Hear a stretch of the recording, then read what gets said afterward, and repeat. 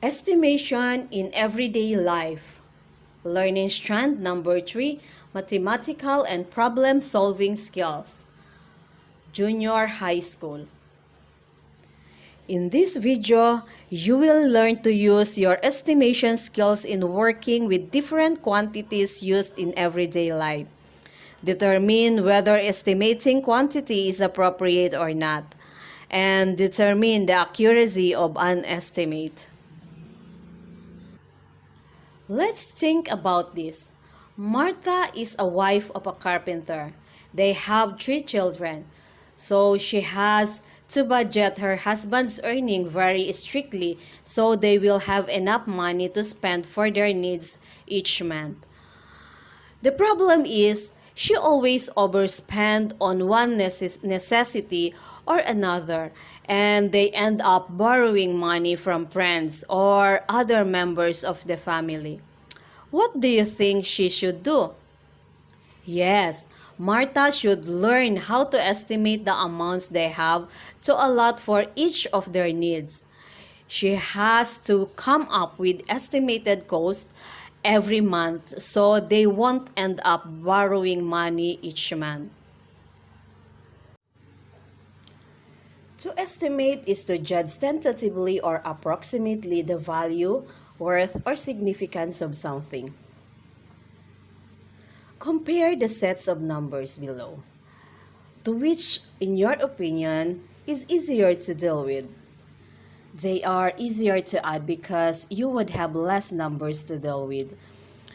Not to mention the fact that you won't have to consider the decimal place of each of the numbers.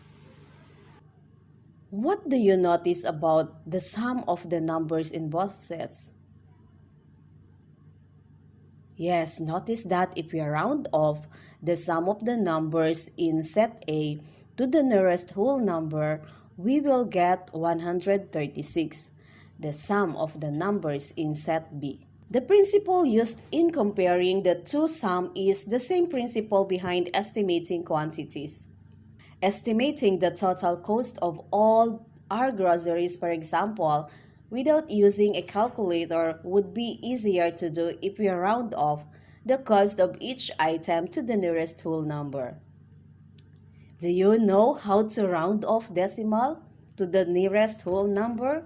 When the number to the nearest right of the decimal point is greater than or equal to 5, we round off the decimal to the next higher whole number.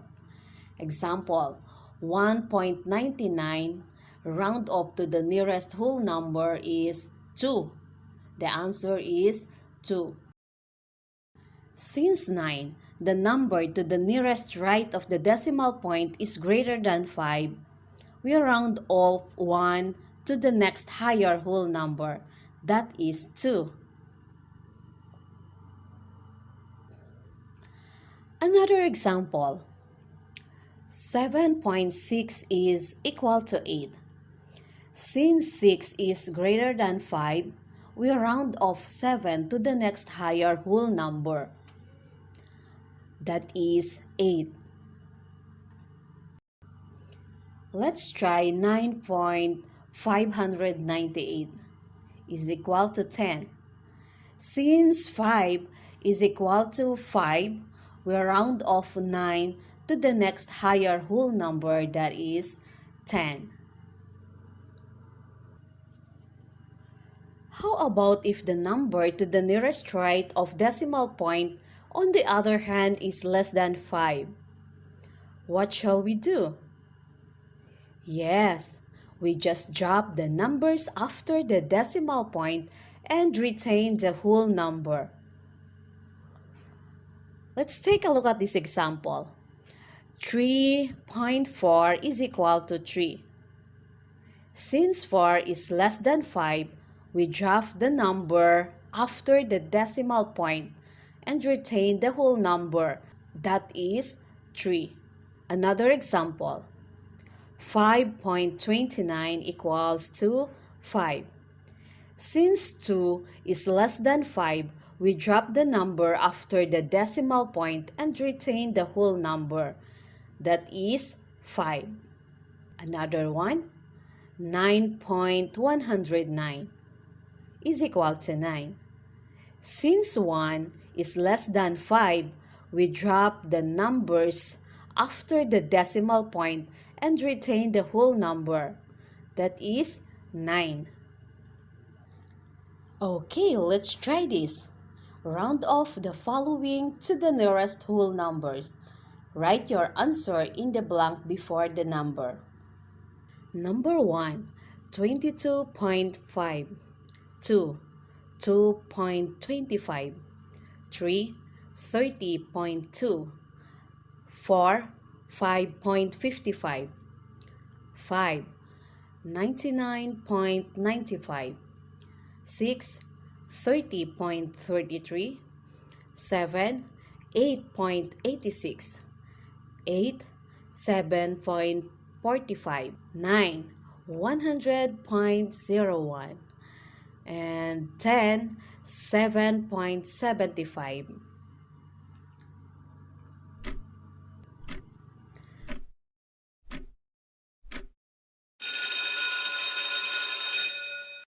Now let's try to answer. 22.5. 5 is equal to 5, so we round up 22 to the next higher whole number, that is 23. Number 2, 22.20. Number 2, 2.25. Since 2 is less than 5, we remove all the numbers after decimal point and retain the whole number, that is 2. Next, 30.2. 2 is less than 5, so remove the numbers after decimal point and retain the whole number, that is 30. Okay, number 4, 5.55. Since 5 is equal to 5, so we round off 5 to the next higher whole number, that is 6. Okay, number 5, 99.95. 9 is higher than 5, so we round off 99 to the nearest higher whole number, that is 100. Next, number 6, 30.33. 3 is less than 5, so we remove all the numbers after decimal point and retain the whole number, 30. Okay, 7, 8.86. 8 is more than 5, so we round up 8 to the next higher whole number, that is 9. Okay, for number 8, 7.45. Since 4 is less than 5, we just drop all the numbers after decimal point and retain the whole number, that is 7. Okay, for number 9, 100.01. Of course, 0 is less than 5. So we remove all the numbers after decimal point and retain 100. Okay, the last one, number 10, 7.75. Since 7 is higher than 5, we round up 7 to the next higher whole number, that is 8. Okay, do you get all the numbers right? Great! Let us now proceed to rounding off of mixed numbers to the nearest whole numbers. When you decided to shop for a whole week's worth of food for meals, how would you estimate how much of each to buy based on how many of you in the family? Say, for example, that your family can consume around 15 kilos of meat for 7 days. How much of each kind of meat, pork, beef, chicken, and fish will you buy for a variety? And finally, how much are you going to allot for each kind of meat you want to buy? Would it be 3 kilos of pork, 1 and 1/2 kilos of chicken, 1 and 3/4 kilos of beef, and 5 and 1/4 kilos of fish. To estimate the mixed number, the first step you need to do is to transform the fraction into decimal. This is easy. You just have to divide the numerator, the number above the line in fraction, by the denominator, the number below the line. Like for example, 2 and 1/2 kilos of chicken. Transform 1/2 into decimal point. Just divide 1 by 2. 1 divided by 2 cannot be, so you need to add 0. And before 0, of course, you need to put point. And 10 divided by 2 equals 5. 5 times 2 is 10. And 10 minus 10, 0. It means 1 divided by 2 is equals to 2.5. It means that 2 and 1/2 convert or transform to decimal point is 2.5. Round up 2.5 to the nearest whole number. Since 5 is equal to 5, we will going to round up 2 to the nearest higher whole number, that is 3. Okay, 3 kilos of chicken. Next, 1 and 3/4 kilos of beef. You will going to divide 3 by 4. 3 divided by 4 cannot be, so you need to add 0 to make it 30. 30 divided by 4 is equal to 7, and 7 times 4 is 28. Then 30 minus 28 equals 2. Then you need to add another 0 to make it 20. 20 divided by 4 is equals to 5. 5 times 4 is 20. Then 20 minus 20 is 0. It means 3 divided by 4 equals 0.75. So 1 and 3/4 transformed to decimal is 1.75. Now, we will going to round up this 1.75 into whole number. Since 7 is greater than 5, we round up 1 to the next higher whole number, that is 2. So, the estimated number of kilos of beef is 2 kilos. Another one is 5 and 1/4 kilos of fish. We will going to divide 1 by 4. 1 divided by 4 cannot be, so you need to add 0. And 10 divided by 4 is equals to 2. 2 times 4 is 8. Then 10 minus 8 is equal to 2. Then you need to add 0 again. And 20 divided by 4 is equal to 5. 5 times 4 is 20. 20 minus 20 is 0. It means 1 divided by 4 is equals to 0.25. Okay, 5 and 1/4 convert to decimal is 5.25 kilos. Okay, now we will going to round up this decimal into the nearest whole number. Since 2 is less than 5, we drop the numbers after the decimal point and retain the whole number. That is 5. It means the estimated kilos of fish is 5 kilos. Okay, now let's try this. Round off the following mixed numbers to the nearest whole numbers. 1. 5 and 75 over 100. 2. 7 and 1/3. 3. 9 and 4/5. 4. 1 and 2/3. 5. 17 and 7 9. 6 465 and 7 8. 7 2 and 35 over 40. 8 45 and 16 over 14. 9 14 and 6 over 10.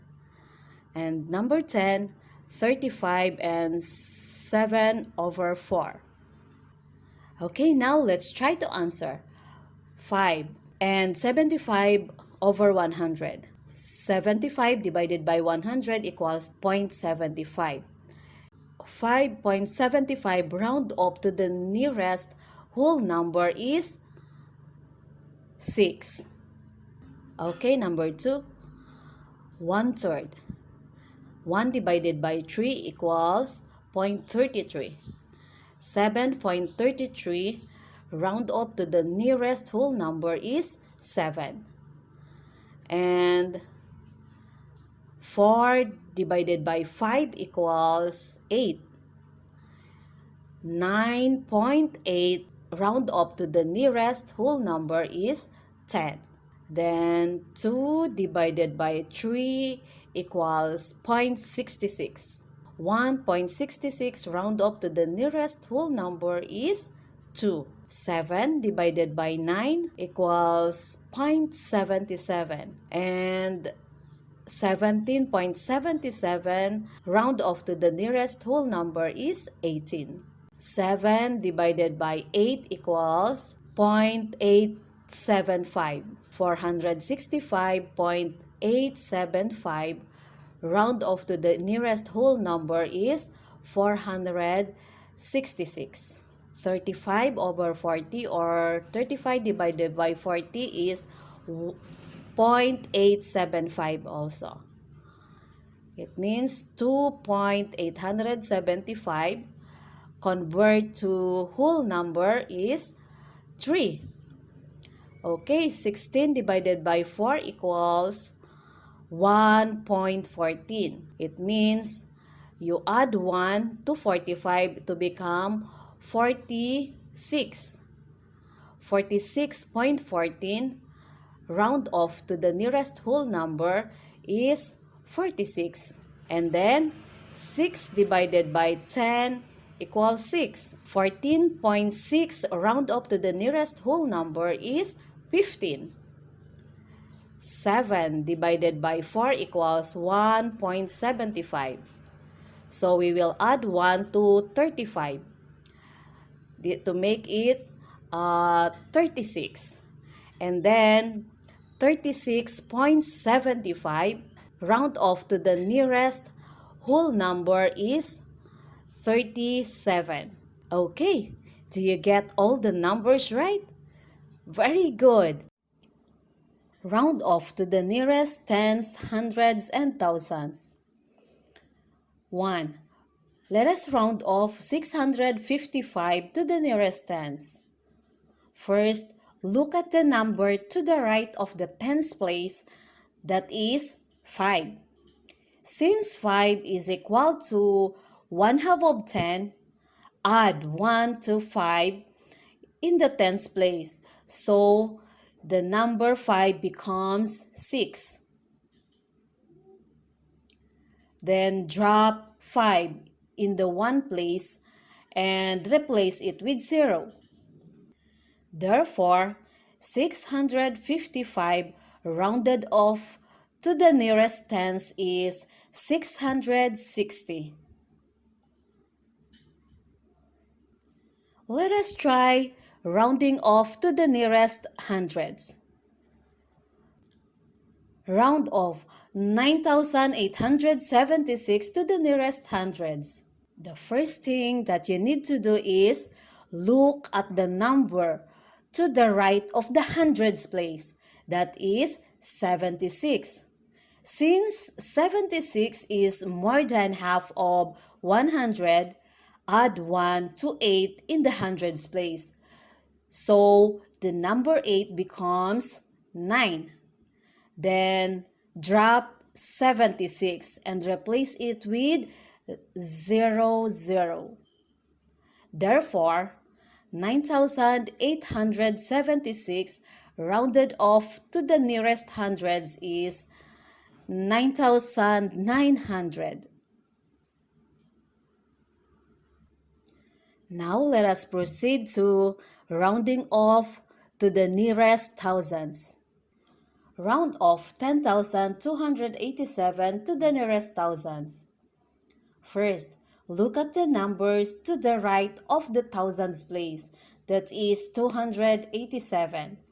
Since 287 is less than 1/2 of 1,000, you should just retain the number in the thousands place, that is 0.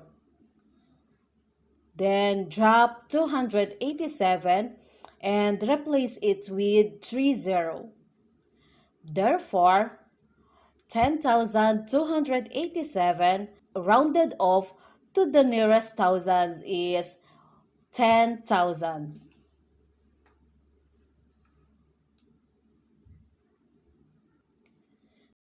Now, let's try this.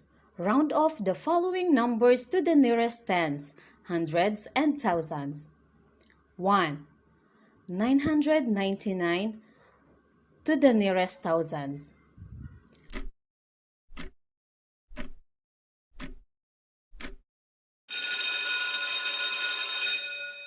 The nearest thousands to 999 is 0. Since 999 is more than half of 1,000, add 1 to the thousands place, which is 0. So 0 will become 1. Then drop 999 and replace it with 3 zeros. Okay, number 2, 324 to the nearest hundreds.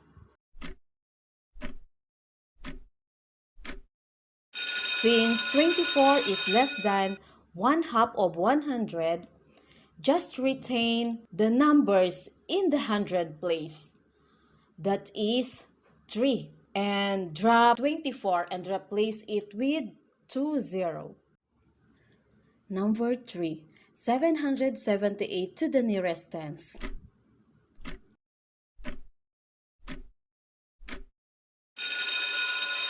The number to the right of the nearest tens is 8. Since 8 is greater than 1/2 of 10, we add 1 to the tens place, which is 7, and drop 8 and replace it with 0. So 778 round off to the nearest tens is 780. Okay, for number 4, 908 to the nearest hundreds.